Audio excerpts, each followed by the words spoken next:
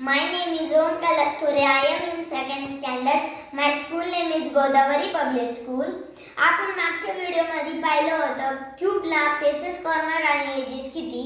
या व्हिडिओमध्ये पाहूया स्फिअरला फेसेस, एजेस आणि कॉर्नर किती.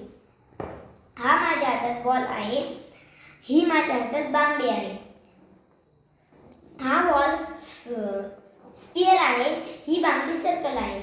काऊन की ह्या बांगडीमधून आपला हात जाऊ शकतो आणि ही बांगडी मोकळी आहे, त्याच्यामुळं हा बॉल मोकळा नाहीये, त्याच्या आपण हात नाही घालू शकत.